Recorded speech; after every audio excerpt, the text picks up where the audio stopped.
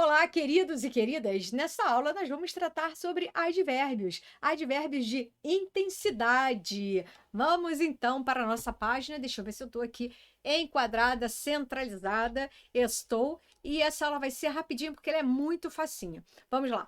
Advérbios de intensidade. Existem diversos advérbios de intensidade, mas nós vamos trabalhar com somente três deles aqui para você entender sem ter muita informação na mente. Vamos lá. A primeira coisa que nós vamos falar aqui é que advérbios de intensidade falam sobre a intensidade, o impacto das palavras, especificamente impacto dos verbos, dos adjetivos e de outros advérbios, ok? Então, nada de novo até aí. Advérbios falam sobre verbos, sobre adjetivos e sobre outros advérbios. Aqui, número 2, existem vários advérbios de intensidade, porém falaremos de somente três deles. E o que nós vamos tratar agora aqui é sobre o really, ok? E o really vem antes do verbo principal, ok? O really é muito similar com o uso em português do realmente, ok? Quando você fala assim, eu realmente gosto desse bolo, eu realmente curto ver séries de TV. Eu realmente gosto do meu gatinho, da minha gatinha, do meu cachorrinho. Eu realmente gosto de gatos. Então você está aí falando e se realmente você está querendo, na verdade, dar ênfase. Você está falando aí você está dizendo que você gosta muito de gatinhos, você gosta muito de séries de TV, você gosta muito de bolo. Vamos aos exemplos aqui. E eu quero que você preste atenção na ordem que as coisas vão acontecer. Nessa primeira frase aí, nós temos I really like. Eu realmente gosto. I really like this cake. Próximo. I really want this car. Eu realmente quero. Eu quero muito esse carro. I really want. Eu realmente quero. She really loves you. Ela realmente ama você. Ela ama muito você. Próximo. That's a really good idea. Essa é uma ideia muito boa. Essa é realmente uma boa ideia. This is a really nice place. Esse é realmente um lugar muito legal. Esse é, de fato, um lugar muito bom. This is really interesting.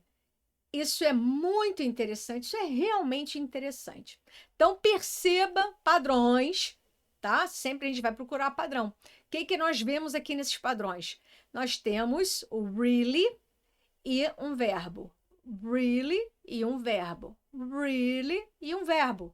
Então, ele deu força a esse verbo, ele deu intensidade para o ouvinte sobre o que a pessoa sente, como é esse verbo para a pessoa que falou. Agora, na frase de baixo, really good, adjetivo. Really nice, adjetivo. Really interesting, interesting, adjetivo. Ok? Então você percebeu aqui que tranquilamente nós usamos really com verbo e really com adjetivo. E da mesma forma, o really vem sempre antes. Dá uma olhadinha aqui para a folha, ó. Olha aí para a tela, olha aí para a tela. Tá? Fica de bobeira não, vamos lá. E agora eu vou dar a tradução para vocês, como eu sempre gosto de fazer, porque muitas vezes vocês gostam de dar um stop aí, né, no vídeo, para entender melhor. Então tá aí, ó. Eu gosto muito, eu quero muito, ela te ama muito, ok? Mas isso é português. E o fato é, aquilo que parece com português, presta atenção, aquilo que parece com português, a gente tem tendência a errar em inglês. Então, o que você tem que gravar desta página aqui é que o really vem antes de verbo e antes de adjetivo. Mas o que ele significa é isso aí, tá? A tradução dele para português seria isso. Então, tá aí, muito boa, muito legal, muito interessante. Mas really sempre vem antes do adjetivo ou sempre vem antes do verbo. Beleza? Beleza. Vamos lá para o próximo, então. Bom, eu aqui só enfatizei, só coloquei colorido, tá? Vou passar rápido, ó. Really mais verbo, né? Really like, really want, really loves. E aqui, really good, really nice, really interesting, tá? E aqui eu fiz a mesma coisa, tá? Gosto muito, quero muito, ama muito. Muito boa, muito legal, muito interessante. E agora, outros dois usos que são também referentes a muito, tá? Então, tem a ideia de intensidade no sentido de muito. Então, olha só, really, a lot e much significam o que em português? Muito. Parabéns. Vamos lá. Epa, errei a página. Vamos lá. Aqui a gente vai falar. Vamos ler porque tá tranquilinho. Também usamos a lot e much com alguns verbos. A lot e much vão ao final, posição final das frases. Usamos o much com frases negativas. Pasmem. Pessoas que estudam anos inglês não sabem disso, ok? Professores de inglês, eu vejo errando isso, galera, tá? Então, vocês fiquem atentos, porque quando eu tô falando que gente que estuda 2, 3 anos não sabe, que até professor erra, é porque é grande a chance de você ser perguntado algo similar, né? De ter uma questão desse tipo na prova. Vamos entender aqui. I like this cake a lot. Eu gosto muito desse bolo. O like é o verbo, mas o gosto muito é uma frase no afirmativo. E o a lot, que ele está dizendo muito, sobrou lá para o final, mas ele, na verdade, está querendo dizer o quê? Eu gosto muito desse bolo. Na frase de baixo, I eat fruit a lot. Eu como muito, eu como muitas frutas, né? Então, o a lot está falando sobre verbo. Eu como muito. A próxima frase aqui, I buy clothes a lot. Eu compro muitas roupas. Então, na verdade, ele não está falando sobre roupas, ele está falando sobre comprar. A pessoa tem o hábito de comprar muito. Tá? Então, aqui, ó. E o eat também, ele está falando sobre comer muito frutas, ok? Ele não está falando sobre muitas frutas, não está falando sobre variedade de frutas, ele está falando sobre comer muito frutas. Aqui ele está falando sobre comprar muito roupas, beleza? Vamos continuar. I speak a lot. Eu falo muito, tá? Então, aqui aqui nem fez diferença, né? Porque a gente fala em português igual. Mas tá aí, ficou o a lot ao final de frase, mas o a lot, em todos os casos, se referiu ao verbo. É muito sobre verbo. Ele não está falando de muitas coisas, ele está falando sobre intensidade do verbo, ok?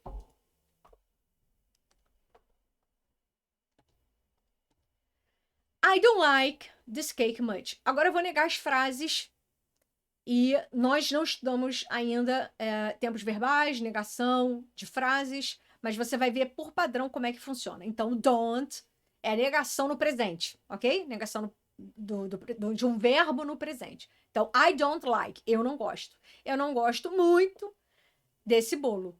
Então, much, sobrando lá para o final, é diferente do really, que vai antes de verbo e de adjetivo. A lot tá indo no final. E much tá indo no final, mas ele vai com o negativo. Então, eu não gosto much.